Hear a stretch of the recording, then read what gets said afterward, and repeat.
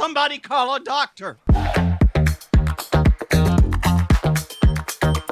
want a bigger logo. You can't handle a bigger logo. G'day and welcome to this next episode of the Dr. Branding Podcast. I am your branding Dr. Frank. The surgery is open and let's answer our next patient's question today.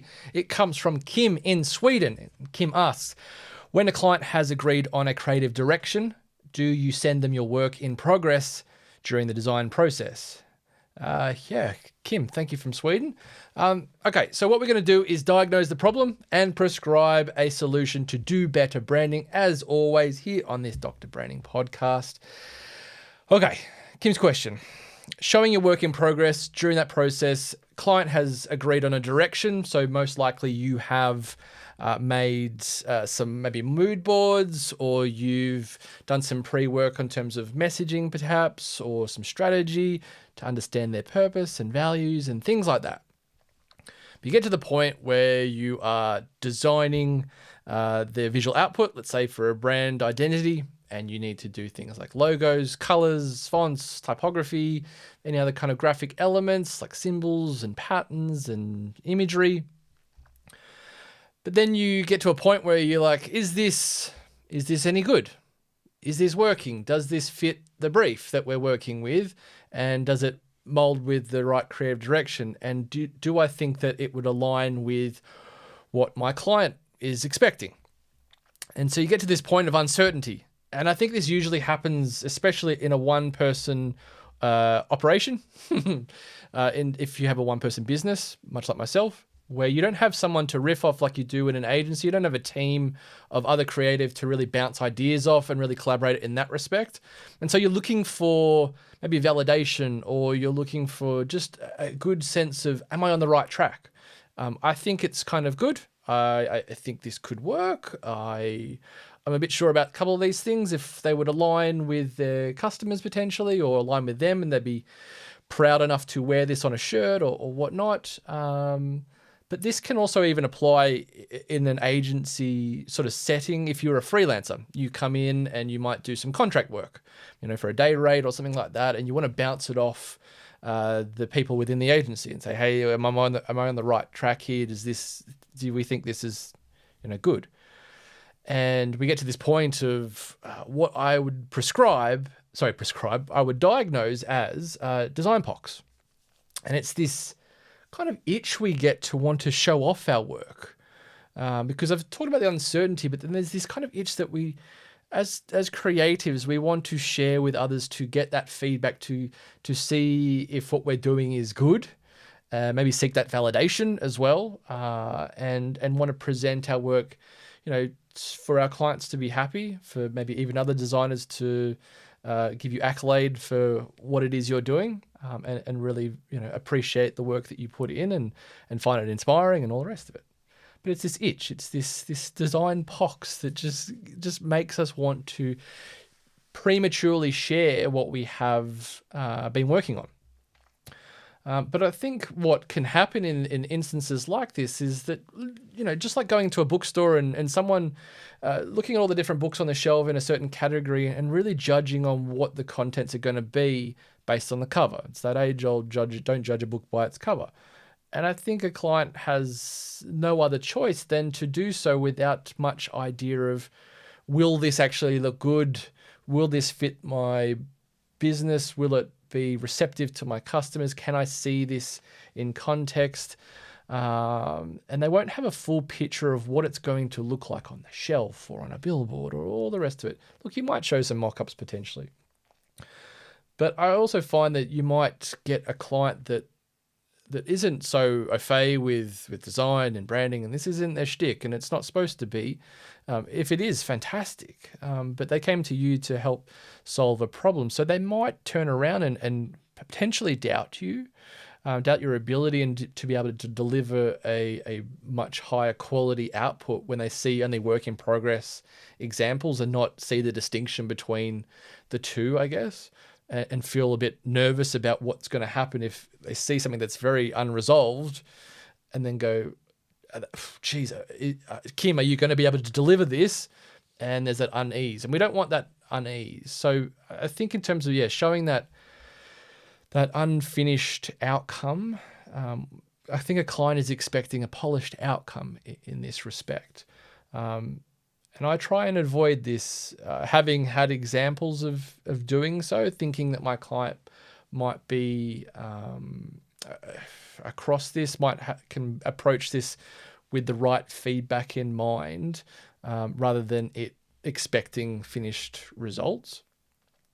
And this, I think, creates some confusion. And I think this is the root of really the problem here of what Designpox is really doing is confusion kind of all around. Confusion in you, where you're not sure if what you've got going is working, but then also, obviously in the client's mind, or even the agency that you're doing some freelance work for, there's some confusion in what you're then going to produce as a result. Because if it's not very clear in your work in progress and you're looking for just a little bit of a nudge to go, yeah, this is the right direction, there's going to be potentially some pushback, and that might not play out so well for you.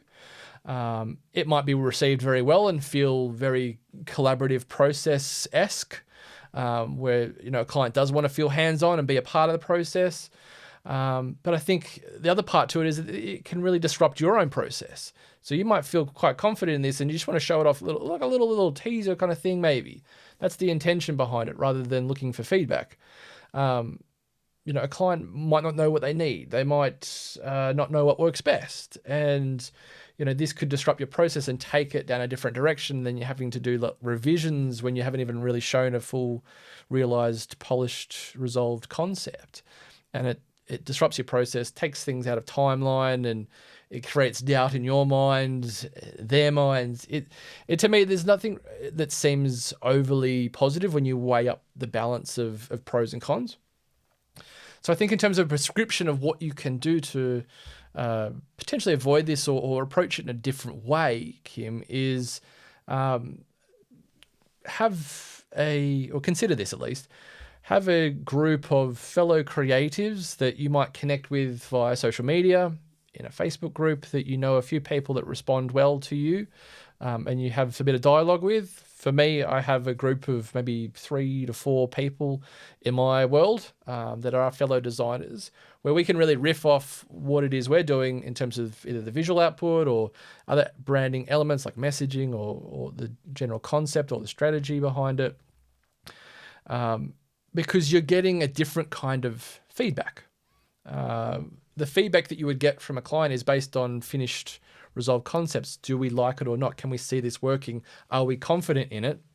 Rather than what needs to be done better to better resolve it, which potentially a client is more likely to not be able to offer that distinctive direction that you need, if that's the case. But where you get a designer, they know they can see where you're going with it in a much different way, that might align with how your process works, where we need certain things done in a certain order, where you might do color first, you might do fonts first, second, and then do your logo. Or you start doing a logo and then everything else kind of builds around from it. And then, you have this different kind of feedback that can give you a bit more confidence, give you a bit more of a push, because there's nothing really in it for them. There's no subjectivity in it, that it's not theirs. It's quite an objective kind of feedback as well. So that can be a very good positive. But at the end of the day, when a client does come to you, you've got to position yourself as this expert in the room in terms of what they've come to you for. You don't go to a car mechanic and they ask you, oh, does this wheel alignment look right? Like we want to trust the person that does this day in, day out, that they know what they're doing and they have the right direction in mind based on past experience. So we want to guide the process, leads the client to the outcome, because that's what they're really, I guess, paying for is that outcome. That's what they really desire. That's what they want to see, is a good visual output, I guess, in this respect in terms of design, but a good brand that they can then work with and go out and do better brand awareness and acquire more clients and all. Like that's what the headspace that they're in. Knowing what design is and everything isn't quite their shtick. So we got to lead and guide. So that's the one part of the prescription I would give. The other part to it as well that does complement this in terms of your process if you are going to show work, I think at any stage, be it for branding, be it for any little smaller design project for a client, is to really kind of show it in context, if possible. Now, if you can do this, it can really bridge the gap between concept and reality. And by doing so, a client can see that design work, that outcome in their world. They don't have to envisage, how a logo that they see on a page or a slide on their computer, how that's going to work on their signage out the front of their shop, or in a social media post, or on some packaging. We show that in context based on our knowledge of understanding what touch points is this project going to reach. So if it is an ad, we want to put it in context on a website, ad banner, a Google ad kind of thing, or on a billboard. If it's packaging, show it on the box or on the bottle or the can, or all those kind of things, just so it really envisages things in context, because something that looks good on paper might not translate as well, or might not feel like it's as good as it could be if you just see it on there. But when you see it in context, it's like, wow, okay, that actually makes sense. You've considered why this would work, especially for things on a product shelf when it's up against other competitors. When a customer rolls down an aisle of a supermarket, let's say, and you've got a can on the shelf and you've got all these other competitors around, is the work that you've done for their can going to help them stand out from the competition? So it might look okay, it might look a bit plain maybe to a client, but when they see it in context, it might help be distinct on the shelf, differentiate itself from the rest. And you've come in to really solve the problem of getting more eyeballs, more people considering their brand as a result. So context in that respect is key. But yeah, coming back to the question is in terms of showing it during progress. If you do show it in progress, show it in context. But try and ultimately avoid the itch, I think, is the best course of action here. Best prescription I could give. Avoid the itch, avoid scratching, and make it something that you have in more of an internal process that can help guide your uncertainty potentially.